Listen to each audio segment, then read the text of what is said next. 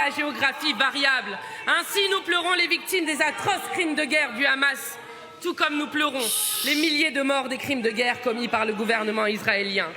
Madame la Première ministre, vous avez choisi d'abandonner la position historique de la France qui a fait sa grandeur et qui a permis qu'elle soit audible dans les ténèbres des relations internationales. La France est désormais montrée du doigt dans le monde et par les peuples. Cela doit cesser. Membre du Conseil de sécurité de l'ONU, la France doit peser de tout son poids pour permettre l'adoption d'une résolution exigeant un cessez-le-feu pour arrêter cette escalade meurtrière. Cet abandon de l'engagement historique de la France pour la paix est arrivé à son paroxysme jeudi dernier.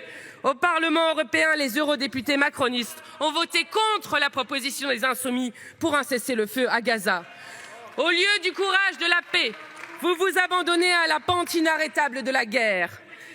La France, autrefois voix de la paix à travers le monde, est entre vos mains devenue un État aligné sur les États-Unis et sur le gouvernement israélien va en guerre d'extrême droite. Oui, d'extrême droite.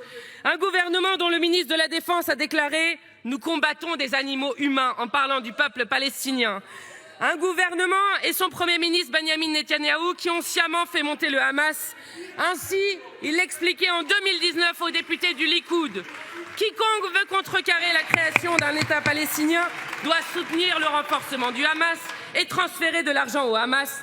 Cela fait partie de notre stratégie. Voilà à qui vous apportez votre soutien inconditionnel. Et gare à ceux qui n'en feraient pas de même.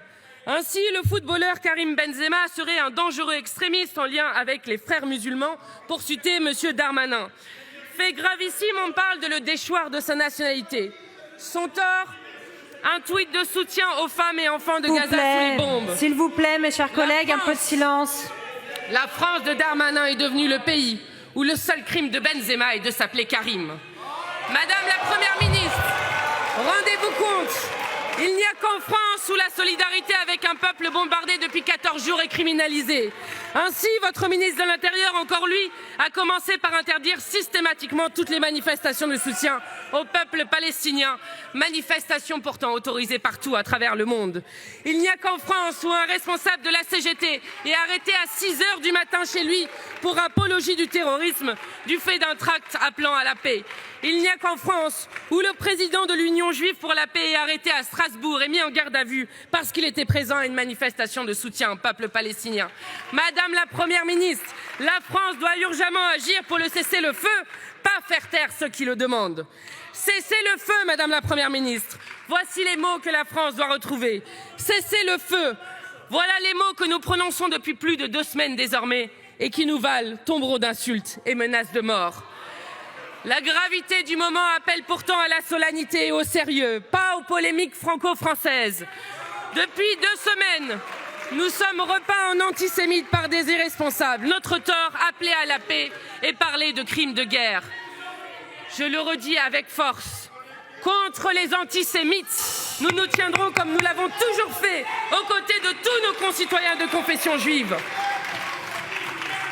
Puisqu'il semble si difficile à certains de l'entendre, peut-être parce qu'ils ne partagent pas en réalité cette position, nous condamnons tous les crimes de guerre, tous sans exception. C'est le point de départ nécessaire pour œuvrer à la médiation et à la paix. C'est la réalité, c'est le courage de la paix. D'aucuns voudraient que la terreur qui s'est déversée ce 7 octobre paralyse la réflexion, qu'elle suspende la pensée jusqu'à l'amnésie. Nous disons que la raison est la seule à même d'éclairer nos décisions. Pour comprendre ce qui se joue, il faut dire la réalité. Ce qui s'est produit le 7 octobre est un épisode abominable inscrit dans l'histoire plus longue d'une guerre asymétrique, faite d'occupation par l'armée israélienne de territoires palestiniens et du blocus de Gaza.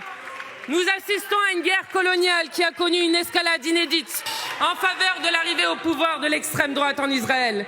Cette réalité n'excuse en rien les actes qui ont été commis, mais elle ne peut être évacuée car elle conditionne la compréhension de ce qui se joue, le choix des mots pour décrire sa spécificité et enfin les moyens pour parvenir à la paix.